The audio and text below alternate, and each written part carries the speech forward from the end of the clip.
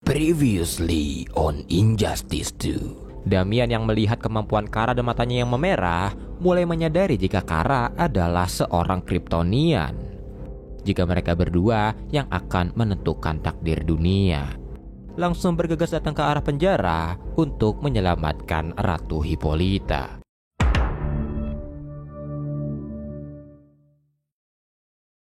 Melanjutkan dari video sebelumnya, karena Ratu Hippolyta meniup trompet penjaga sebelum dilumpuhkan oleh Philippus, Nubia dan para prajurit Amazon pun langsung bergegas datang ke arah penjara dan perang saudara pun langsung terjadi di sana.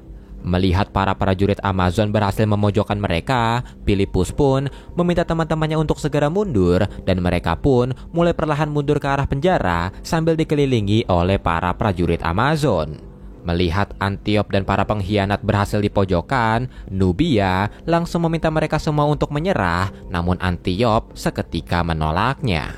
Karena hal tersebut, Nubia pun memutuskan untuk melawannya, tapi Kara langsung datang menghentikan Nubia.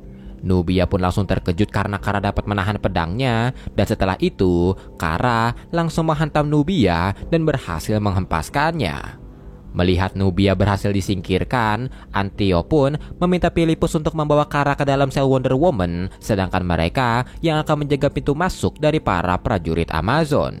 Philippus dan Kara pun langsung bergegas masuk, tapi karena kunci untuk membuka pengekang Wonder Woman berada di Nubia yang baru saja mereka singkirkan, mereka pun mulai memutar otak untuk mencari cara membuka pengekang dari Wonder Woman.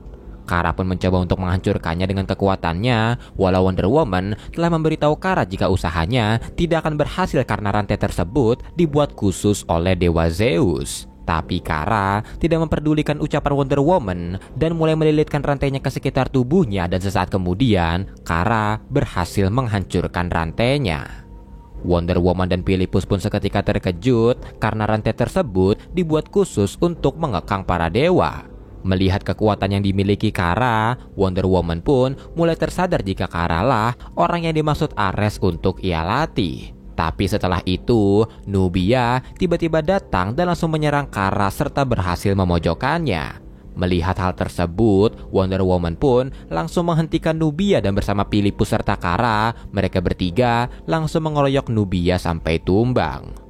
Setelah Nubia berhasil dikalahkan, Philippus langsung meminta Antiope dan yang lain untuk ikut bersamanya, dan setelah Wonder Woman mengambil kembali armornya dari Nubia, Wonder Woman langsung menghancurkan dinding selnya, dan bersama yang lain, ia pun berusaha untuk pergi dari Themyscira.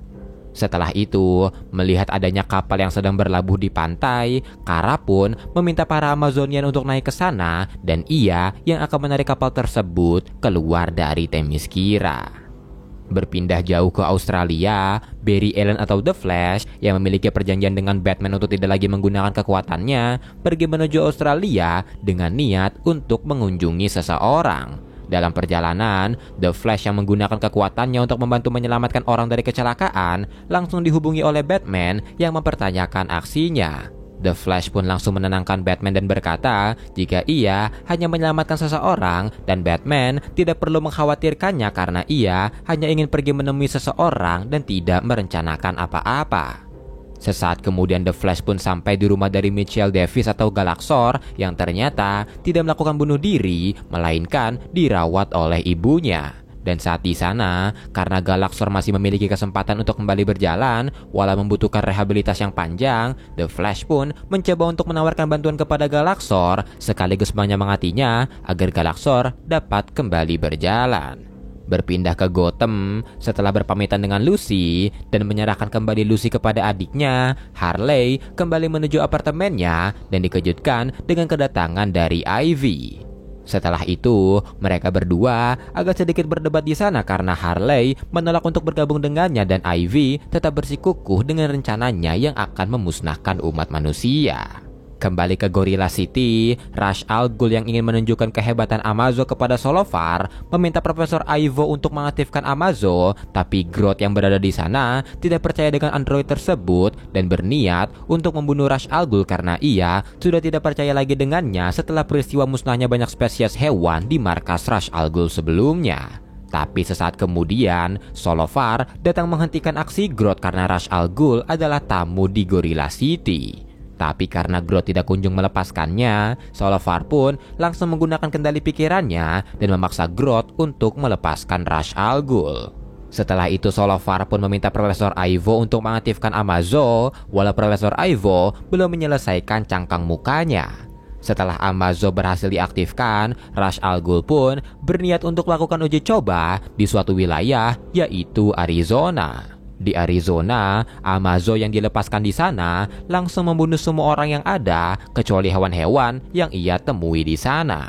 Brother A yang sedang memantau jika ada banyak kematian di dunia untuk mengantisipasi aksi Ra's al Ghul langsung melaporkan kepada Batman jika seluruh penduduk di kota kecil bernama Williams yang berjumlah 3.000 orang telah musnah tak tersisa.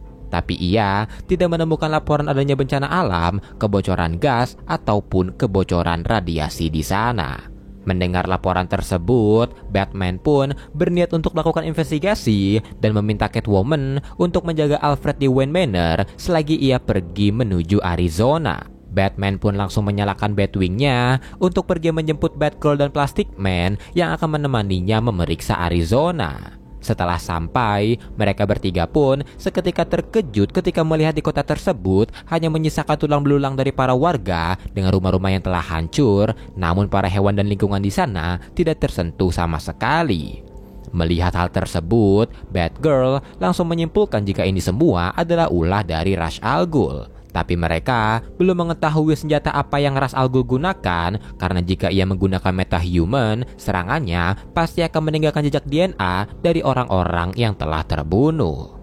Setelah itu, karena mereka belum mendapatkan jawaban dan dirasa sudah cukup untuk mengamati keadaan sekitar, Batman pun mengajak mereka untuk pergi dan menemui para Justice League yang lain. Sebelum pergi, Plastic Man yang masih membawa seekor anjing yang ia temukan sebelumnya mencoba untuk membawa seekor kucing yang ia temukan, tapi karena kucing tersebut sangat agresif dan Batman memintanya untuk bergegas, Plastic Man pun hanya membawa anjing tadi untuk pergi bersamanya.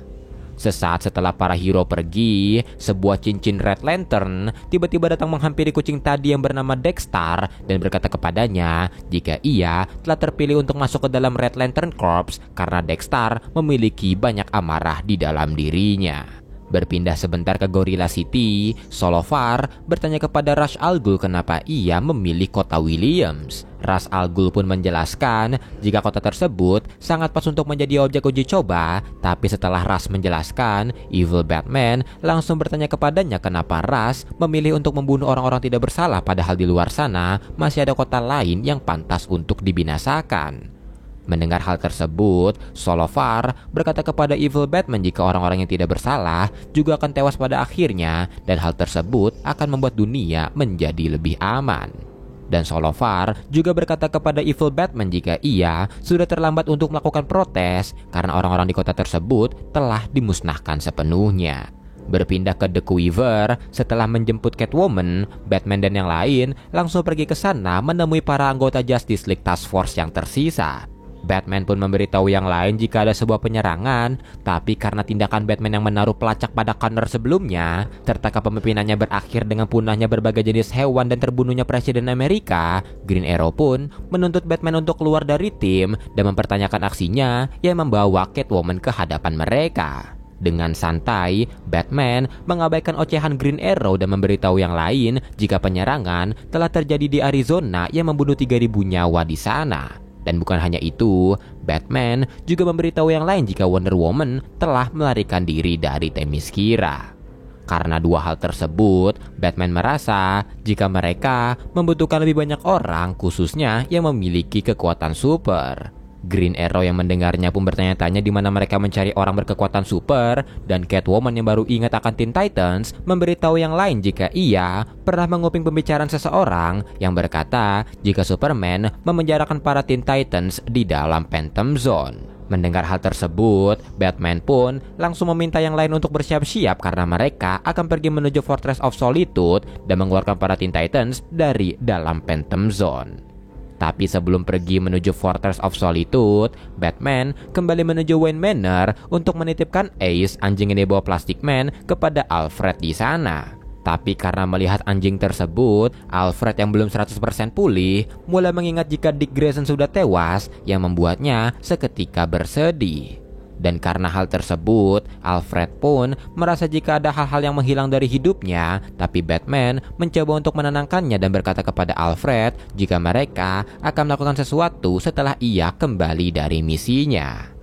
Tak lama kemudian para Justice League Task Force telah sampai di Fortress of Solitude, dan karena sebelumnya Catwoman pernah membobol pintunya, ia pun menawarkan diri untuk melakukannya lagi, tapi Batman langsung menolak tawaran tersebut.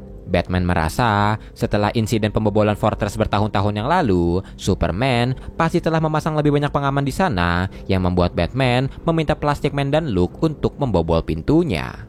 Mereka berdua pun langsung masuk ke dalam lubang kuncinya, dan setelah sedikit kesulitan karena diserang oleh persenjataan di sana, mereka berdua berhasil membuka pintunya. Namun, sesaat setelah pintunya terbuka, seseorang tiba-tiba menyerang Steel menggunakan sebuah laser yang ternyata adalah sekumpulan Eradicator.